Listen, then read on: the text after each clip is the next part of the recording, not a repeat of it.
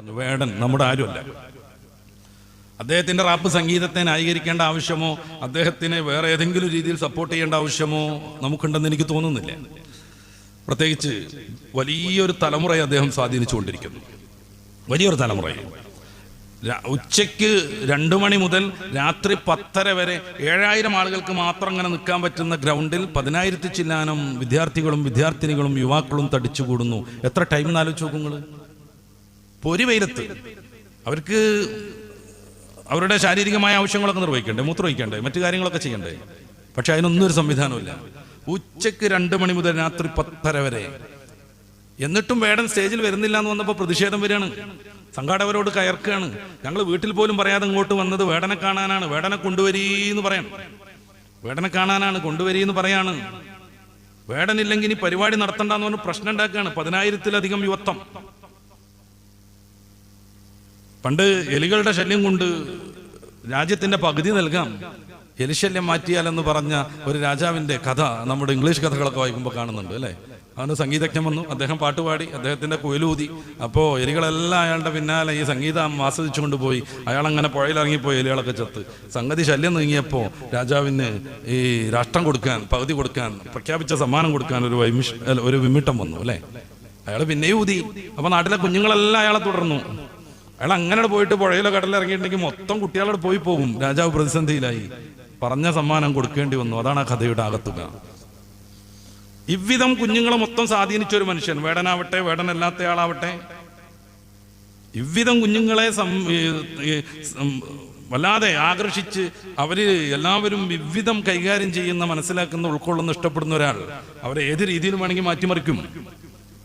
അതുകൊണ്ടാണ് ഞാൻ പറയുന്നത് വേടൻ നമ്മൾ ന്യായീകരിക്കേണ്ട ഒരു കാര്യമേ അല്ലെന്ന്. അത് ഞാൻ പ്രത്യേകം പറയാൻ കാരണം, ഉന്നതന്മാരാകുന്ന പലരും, മധുവിനെ പോലെയുള്ളവർ, ഈ വേടന്റെ പിന്നിൽ ഉള്ളവരെ കുറിച്ച് പ്രത്യേകം പഠിക്കണം എന്നൊക്കെ പറഞ്ഞ് മുസ്ലിം സൊസൈറ്റിയെ പ്രതിസ്ഥാനത്ത് നിർത്തുന്നുണ്ട്.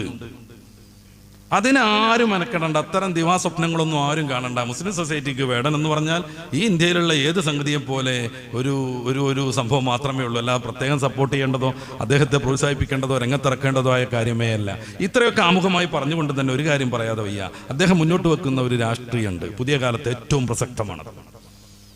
ഈ ജന്മിത്വ വ്യവസ്ഥയെ അദ്ദേഹം ശക്തമായി വിമർശിച്ചുകൊണ്ടിരിക്കുന്നു. നല്ല ആശയമുള്ള വരികൾ കൊണ്ട് ഈ ജാതി ജന്മിത്വ വ്യവസ്ഥയെ അദ്ദേഹം ചോദ്യം ചെയ്തുകൊണ്ടിരിക്കുന്നു. നിങ്ങൾ ഉന്നത കുലജാതന്മാരും നിങ്ങൾ വലിയ ഉന്നതന്മാരും അല്ലെന്നും അങ്ങനെയാണെങ്കിൽ ഒരു ചുക്കും ഇല്ലെന്നും അദ്ദേഹത്തിന്റെ ഭാഷ ഞാൻ പ്രയോഗിക്കുന്നില്ല, അദ്ദേഹം പാടുന്നു. ഇത് പലരെയും അലോസരപ്പെടുത്തിക്കൊണ്ടിരിക്കുന്നു. നിങ്ങൾ ആരും അത്ര ഉന്നതന്മാരൊന്നുമല്ല, നിങ്ങൾ അങ്ങനെ വലിയ ഈ ജന്മിത്വം അഭിനയിക്കേണ്ടവരുമല്ല, നിങ്ങളുടെ കീഴിൽ കീഴാളരായി നിൽക്കേണ്ടവരുമല്ല. അയാളെപ്പോലെയുള്ള ഈ കറുത്ത വർഗ്ഗക്കാർ അല്ലെങ്കിൽ ഈ നിറത്തിലൊന്നും പുതിയ വലിയൊരു സപ്പോർട്ട് കിട്ടാത്ത അദ്ദേഹത്തെ പോലെ ഉള്ള ആളുകളൊന്നും അങ്ങനെ നിങ്ങളെ പിന്നിൽ നിൽക്കേണ്ടവരല്ല. ഇനി നിങ്ങൾ അങ്ങനെ ഉന്നതന്മാരാന്ന് വെച്ചാൽ നമുക്കൊരു ചുക്കൂല്ല. ഇപ്രകാരം അദ്ദേഹം പല കാര്യങ്ങളെയും ചോദ്യം ചെയ്തുകൊണ്ടിരിക്കുന്നു. വേടൻ എന്നത് അദ്ദേഹം സ്വീകരിച്ച പിൽക്കാലത്തുള്ള ഒരു പേരാണ്. ഹിരൺദാസ് മുരളി എന്നാണ് അയാളുടെ പേര്. തൃശ്ശൂരുകാരനാണ്. അയാളുടെ അമ്മ ശ്രീലങ്കക്കാരിയാണ്. അതൊക്കെ വെച്ച് തിരുവുറവാദത്തിലേക്ക് കൊണ്ടുപോയി അയാളെ പൂട്ടാനുള്ള ശ്രമങ്ങൾ വ്യാപകമായി നടന്നു. ഇനിയും പറഞ്ഞുകൊണ്ടേയിരിക്കുമെന്ന് അദ്ദേഹം പറഞ്ഞു. നമ്മുടെ പുതിയ രാജ്യത്ത്, പുതിയ വ്യവസ്ഥയിൽ ജനാധിപത്യം എന്നൊക്കെ പറഞ്ഞാൽ അത് കേവലം ഒരു ഓമനപ്പേര് മാത്രമാണ്. ഭരണാധികാരികളെ വിമർശിക്കാൻ പറ്റൂല, ശക്തമായ കേസ് വരും. ചില ആളുകൾക്കൊക്കെ 4 കൊല്ലം 5 കൊല്ലം മുന്നേ വേടം പാടിയത് ഇപ്പോൾ അവരുദ്ദേശിക്കുന്ന ഏതോ ഒരാളെ കുറിച്ചാണെന്ന് പറഞ്ഞിട്ട് കേസ് കൊടുക്കാൻ തോന്നുകയാണ്. അവരുദ്ദേശിക്കുന്ന ഏതോ ഒരാളെ കുറിച്ചാണെന്ന്. ലോകാകെ ഉലകം ചുറ്റുന്നു, പൈസ ഒക്കെ കളയുന്നു, ഒരു ഉപകാരമില്ലാത്ത ഭരണാധികാരി എന്നൊക്കെ പറയുന്നത് അവർക്ക് ഇങ്ങനെ തോന്നുകയാണ്. അത് നമ്മളാളെ പറ്റി തന്നെ ആണല്ലോ. എന്നിട്ട് 4 വർഷം കഴിഞ്ഞിട്ട് ഇപ്പൊ അവർക്ക് കേസ് കൊടുക്കാൻ തോന്നുകയാണ്. ഇയാൾ ഏറ്റവും ശ്രദ്ധേയനാകുന്നത് അയാളുടെ 2020 വന്ന ഒരു ആൽബം ഉണ്ട്. അയാൾ തന്നെ രചിച്ച, അയാൾ തന്നെ പാടുന്നത്. വോയിസ് ഓഫ് ദി വോയിസ്ലെസ് എന്നാണ് അതിന്റെ പേര് പോലും. ശബ്ദമില്ലാത്തവരുടെ ശബ്ദമാണത്. അത് ശരിക്കും വേടൻ ഉയർത്തിക്കൊണ്ടിരിക്കുന്നു. അത് പലർക്കും അലോസരം സൃഷ്ടിക്കുന്നു. അതുകൊണ്ട് അറസ്റ്റ് ചെയ്യാൻ വേണ്ടിയിട്ട് നടപടിക്രമങ്ങളൊക്കെ വളരെ പെട്ടെന്ന് പൂർത്തിയാകുന്നു. പലരുടെയും ആനക്കൊമ്പും പലരുടെയും പുലിനഖവും പുലിപ്പല്ലുമൊക്കെ ഇതിന്റെ മുന്നേയും വാർത്ത വന്നിട്ടുണ്ടെങ്കിൽ അവരുടെ വീട്ടിലേക്ക് ഒരു FIR ഇടാൻ പോലും ഒരു പോലീസുകാരന് പോയിട്ടില്ലെങ്കിൽ വേടന്റെ കഴുത്ത് തൂങ്ങിക്കിടക്കുന്ന വെള്ള സാധനം പുലിപ്പല്ലാണെന്ന് പറയുകയും തീരുമാനിക്കുകയും അറസ്റ്റ് ചെയ്യുകയും ചെയ്യുന്നു. വിവിധ വകുപ്പുകൾ വളരെ പെട്ടെന്ന് ജാഗരൂകരാകുന്നു. ഇത് സ്വാഭാവികമായി വിമർശിക്കപ്പെടേണ്ടതാണ്.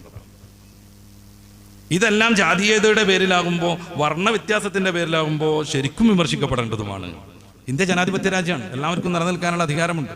നമ്മുടെ ഭരണത്തെയും ഭരണകൂടത്തെയും നമ്മുടെ ഭരണ സംവിധാനങ്ങളെയും എല്ലാവരും ന്യായീകരിച്ചു കൊണ്ടിരിക്കണം എന്ന് ഇന്ത്യയിൽ നിയമമല്ല. അത് ഏത് ഭരണമാണെങ്കിലും. ഞാനൊരു പ്രത്യേക പാർട്ടിയെ ഉന്നം വെച്ചല്ല പറയണത്. ഇന്ത്യയിലുള്ള പ്രമുഖ പാർട്ടികളുണ്ട്, മാറി മാറി ഭരിച്ചു സങ്കല്പിക്കുക. അവരുടെ എല്ലാ തോന്നിവാസങ്ങളെയും ന്യായീകരിച്ചു കൊണ്ടിരിക്കണം ഇന്ത്യയിലെ ഓരോ മനുഷ്യനും എന്നത് ജനാധിപത്യ വിരുദ്ധമാണ്. അത് പണ്ടത്തെ നാട്ടുരാജ്യത്തിന്റെ നിയമമാണ്. പണ്ടത്തെ നാട്ടുരാജ്യത്തിൽ രാജാവ് എന്ത് പറഞ്ഞാലും അംഗീകരിക്കണമായിരുന്നു. നമുക്കറിയാമല്ലോ, രാജാവിനെ പറ്റിക്കാൻ വേണ്ടിയിട്ട് നഗ്നനാക്കി നടത്തിയ 2 നെയ്ത്തുകാരെ കുറിച്ച്. രാജാവിന് ഏറ്റവും നല്ല ഡ്രസ്സ് വേണം എന്നുള്ള വാശി വന്നപ്പോൾ അവർ കൊണ്ടുവന്ന ഡ്രസ്സ് സാങ്കല്പികമായിരുന്നു, സത്യത്തിലില്ലായിരുന്നു. പക്ഷെ അത് കാണണമെങ്കിലും അതിന്റെ മനോഹാരിത ആസ്വദിക്കണമെങ്കിലും നല്ല ബുദ്ധി വേണമെന്ന് അവർ ആദ്യമേ പറഞ്ഞു വെച്ചു. ആ കഥ നമ്മൾ വായിച്ചിട്ടുണ്ട്. ആദ്യമേ പറഞ്ഞു വെച്ചു. അപ്പോ ഇവരിങ്ങനെ കൊണ്ടുവരികയാണ്, പൊതിക്കാൻ അയക്കുകയാണ്. എന്നിട്ട് ഡ്രസ്സ് ഇങ്ങനെ എടുക്കുക. എന്ത് സൗന്ദര്യമില്ല, എന്നിട്ട് രാജാവ് അടിപൊളിയാവുന്നൊക്കെ പറഞ്ഞിട്ട് അവർ പരസ്പരം സംസാരിച്ചുകൊണ്ടിരിക്കുകയാണ്. അങ്ങനെ രാജാവിനെ നഗ്നനാക്കുകയാണ് അവർ. എന്നിട്ട് ഈ ഡ്രസ്സ് അണിയിപ്പിച്ചുകൊണ്ടിരിക്കുകയാണ്. എന്നിട്ട് അവരിങ്ങനെ എന്തു ഷെയർ, വല്ലാത്തൊരു സൗന്ദര്യം. രാജാവിന് ഈ ഡ്രസ്സല്ലേ എന്നും വേണ്ടത്. സത്യത്തിലെ ആള് ഫുള്ള് നഗ്നനാണ്. ഇവര് ഡ്രസ്സ് ധരിപ്പിച്ചു എന്നുള്ളതൊക്കെ വെറുതെ അഭിനയിച്ചതാണ്.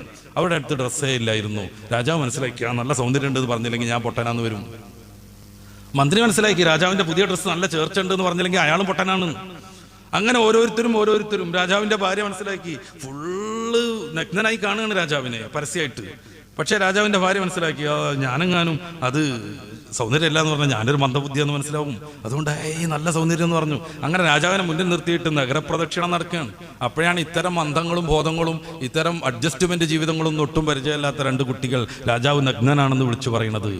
അത് ഏതെങ്കിലും വേടൻ വിളിച്ചു പറഞ്ഞുകൊണ്ടിരിക്കണം. എല്ലാവരും ഒതുങ്ങി നിൽക്കുന്ന സമയത്ത് ഏതെങ്കിലും വേടൻ അത് വിളിച്ചു പറഞ്ഞുകൊണ്ടേയിരിക്കണം. നമ്മൾ ആലോചിച്ച് നോക്കുക, ഗുജറാത്തിലൊക്കെ 5000-ത്തിലധികം മുസ്ലിം ഭൂരിപക്ഷ പ്രദേശങ്ങളിലെ വീടുകളാണ് അടിച്ചു നിരത്തിയത്, ബുൾഡോസർ രാജ് നടത്തിയത്. കഴിഞ്ഞ ആഴ്ചയിൽ ഒരു ദിവസം മാത്രം 350ഓളം മുസ്ലിം സ്ഥാപനങ്ങൾ, പള്ളികളും ഈദ്ഗാഹുകളും മദ്രസകളും ഉത്തർപ്രദേശിൽ ബുൾഡോസർ ചെയ്യപ്പെട്ടിട്ടുണ്ട്. നമ്മുടെ സുപ്രീം കോടതിയുടെ വിധിയുണ്ട് ഇനി അങ്ങനെ ചെയ്യരുതെന്ന്. ആ വിധി കുറച്ചാളുകൾക്ക് മാത്രം ബാധകമെന്നും ഉന്നത കുലജാതന്മാർക്ക് അത് ബാധകമല്ലെന്നും അവർ സ്വയം തീരുമാനിച്ചിരിക്കുന്നു. വെറുപ്പിന്റെ അങ്ങാടിയിൽ സ്നേഹത്തിന്റെ കട തുറന്നവർ ഒരു വരി കൊണ്ടുപോലും ഇതിനെ പ്രതിരോധിക്കുന്നില്ല. വെറുപ്പിന്റെ അങ്ങാടിയിൽ സ്നേഹത്തിന്റെ കട തുറന്ന കുറെ ആൾക്കാരുണ്ട്. ഫേസ്ബുക്കിലെ ഒരു വരി കൊണ്ടുപോലും അരവരി കൊണ്ടുപോലും ഇതിനവർ എതിർക്കുന്നില്ല. എല്ലാവരും ഇതൊക്കെ അനിവാര്യമാണെന്ന വിശ്വാസത്തിൽ അങ്ങനെ മുന്നോട്ട് പോകുന്നു. സഹിക്കാൻ ഒരു വിഭാഗം, ചെയ്തുകൊണ്ടിരിക്കാൻ എല്ലാവരും. ഇത്തരം സന്ദർഭങ്ങളിൽ രാജാവ് നഗ്നനാണെന്ന് വിളിച്ചു പറയാൻ ഏതെങ്കിലും ഒരു വേടൻ ആവശ്യമുണ്ട്. ഇത് സമ്മതിക്കാതെ പറ്റില്ല. അദ്ദേഹം മുന്നോട്ട് വെക്കുന്ന രാഷ്ട്രീയത്തിന് വലിയ പ്രാധാന്യമുണ്ട്. മനുഷ്യനെ ഭിന്നിപ്പിക്കുന്നതിന്, വർഗവർണ്ണത്തിന്റെ പേരിൽ പറഞ്ഞ് അന്യോന്യം തെറ്റിപ്പിക്കുന്നതിന്, കൊല്ലുന്നതിന്, നീചവൃത്തി ചെയ്യിപ്പിക്കുന്നതിന്, മനുഷ്യനായി കാണാതെ പുഴുവായി മനസ്സിലാക്കുന്നതിന് എതിരെയുള്ള പ്രതികരണം എന്നും പ്രസക്തമാണ്. അത് ഏത് മതം ചെയ്താലും, ഏത് ഭരണകൂടം ചെയ്താലും, ഏത് വ്യക്തി ചെയ്താലും.